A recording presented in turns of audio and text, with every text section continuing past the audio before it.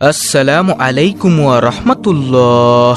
প্রিয় দর্শক, আজকের ভিডিওতে আপনাদের সাথে পবিত্র মাহে রমজানে করার জন্য 10টি গুরুত্বপূর্ণ জিকির নিয়ে আলোচনা করব ইনশাআল্লাহ।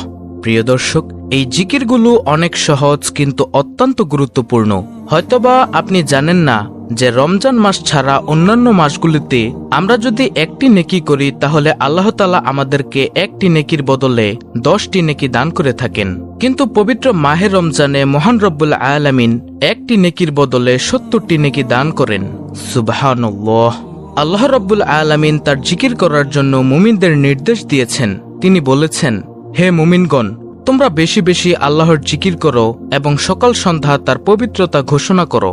সূরা আহজাব আয়াত 41-42। জিকির বিমুখ ব্যক্তির পরিণতি খুবই ভয়াবহ। যারা আল্লাহর জিকির করে না, আল্লাহ তাআলা তাদের শাস্তির কথা ঘোষণা করেছেন। আল্লাহ তাআলা বলেন, যে ব্যক্তি আমার স্মরণে বিমুখ থাকবে অবশ্যই তার জীবনযাপন হবে সংকুচিত, তাকে কিয়ামতের দিন উঠাবো অন্ধ করে। নাউযুবিল্লাহ। সূরা তাহা আয়াত 124। জিকিরকারী এবং জিকির থেকে বিমুখ এমন ব্যক্তিদের পার্থক্য বোঝাতে বিশ্বনবী সাল্লাল্লাহু আলাইহি ওয়াসাল্লাম ইরশাদ করেছেন। তিনি বলেন, যারা আল্লাহর জিকির করে এবং যারা করে না তাদের দৃষ্টান্ত হলো জীবিত ও মৃত ব্যক্তির মতো। সুবহানাল্লাহ। বুখারী শরীফের হাদিস। প্রিয় দর্শক, জিকিরের গুরুত্ব কতটুকু তা উল্লেখিত আয়াত ও হাদিস থেকেই অনুমান করা যায়।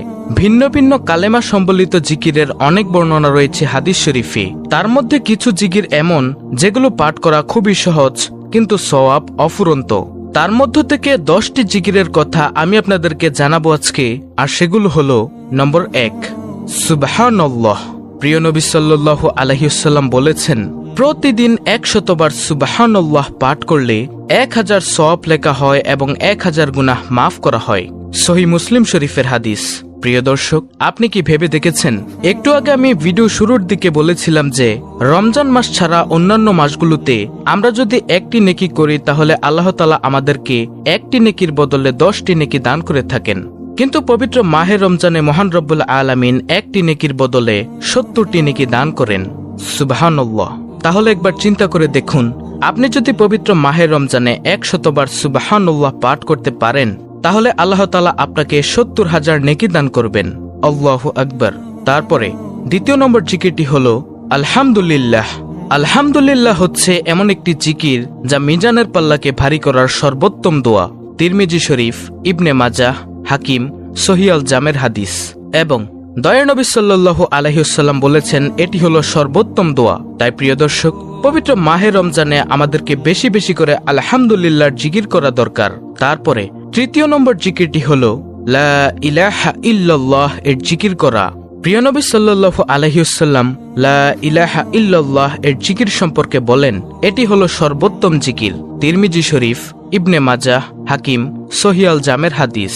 প্রিয় দর্শক, তাই আমাদের পবিত্র মাহে রমজানে লা ইলাহা ইল্লাল্লাহ এর জিকির বেশি বেশি করা দরকার।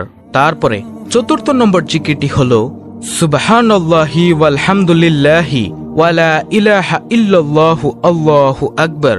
এই জিকিরগুলোকে প্রিয় নবী সাল্লাল্লাহু আলাইহি ওয়াসাল্লাম বলেছেন পৃথিবীর সকল কিছুর চেয়ে আল্লাহর রাসূল সাল্লাল্লাহু আলাইহি ওয়াসাল্লামের কাছে অধিক প্রিয়। সহিহ মুসলিম শরীফের হাদিস। অর্থাৎ এই জিকিরগুলো প্রিয় নবী সাল্লাল্লাহু আলাইহি ওয়াসাল্লামের কাছে অধিক প্রিয়। প্রিয় দর্শক, জিকিরটি আমি আপনাদেরকে আবার বলে দিচ্ছি, সুবহানাল্লাহি ওয়ালহামদুলিল্লাহি ওয়ালা ইলাহা ইল্লাল্লাহু আল্লাহু আকবার। তারপরে পঞ্চম নম্বর জিকিরটি হলো সুবহানাল্লাহি ওয়া বিহামদিহি। এই জিকিরটি প্রতিদিন 100 বার পাঠ করলে সমুদ্রের ফেনা পরিমাণ সগীরা গুনাহ থাকলেও আল্লাহ তাআলা এই জিকিরগুলো পাঠ করার জন্য তাকে মাফ করে দিবেন। সুবহানাল্লাহ। সহিহ বুখারী, সহিহ মুসলিম শরীফের হাদিস। প্রিয় দর্শক, আর যদি আপনি এই জিকিরটি পবিত্র মাহে রমজানে পাঠ করতে পারেন তাহলে আল্লাহ তাআলা আপনাকে কত নেকি দান করবেন এবং কত গুনাহ মাফ করবেন তা আমাদের চিন্তার বাইরে। তাই আমরা সব সময় সুবহানাল্লাহি ওয়া বিহামদিহি এই জিকিরটি বেশি বেশি পাঠ করার চেষ্টা করব ইনশাআল্লাহ। তারপরে আজকের ভিডিওর 10টি জিকিরের মধ্যে 6 নম্বর জিকিরটি হলো সুবহানাল্লাহি ওয়া বিহামদিহি সুবহানাল্লাহিল আজিম। নবী করিম সাল্লাল্লাহু আলাইহি ওয়াসাল্লাম বলেছেন, সুবহানাল্লাহি ওয়া বিহামদিহি সুবহানাল্লাহিল আজিম। এই কালেমাগুলো জিহ্বায় উচ্চারণে সহজ কিন্তু মিজানের পাল্লায় ভারী এবং দয়াময় আল্লাহ তাআলার নিকট অধিক প্রিয়। সুবহানাল্লাহ। সহিহ বুখারী, সহিহ মুসলিম শরীফের হাদিস। প্রিয় দর্শক, কত সহজ জিকির সুবহানাল্লাহি ওয়া বিহামদিহি সুবহানাল্লাহিল আজিম।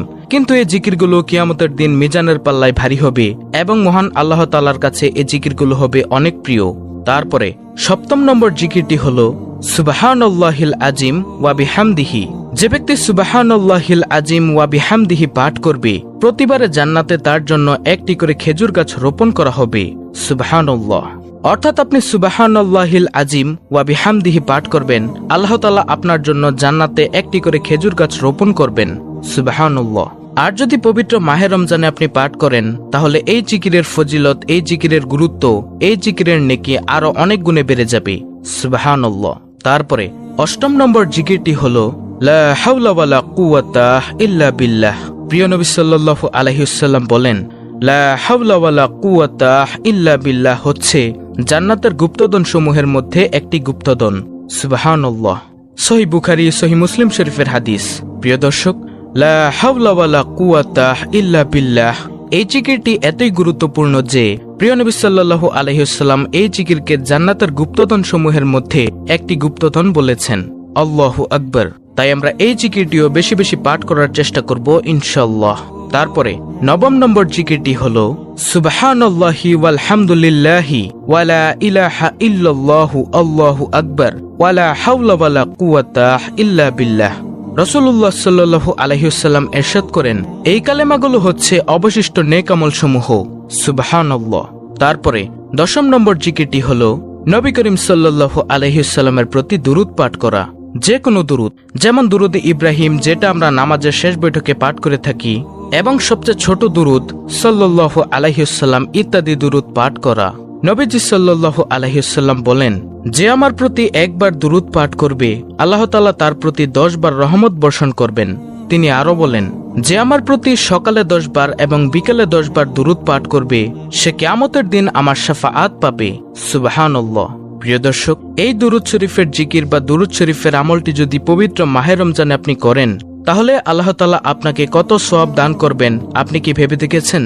আল্লাহ তাআলা পবিত্র কুরআনে বলেন, যারা বিশ্বাস স্থাপন করে এবং তাদের অন্তর আল্লাহর জিকির দ্বারা শান্তি লাভ করে, জেনে রাখো আল্লাহর স্মরণে হৃদয় প্রশান্ত হয়।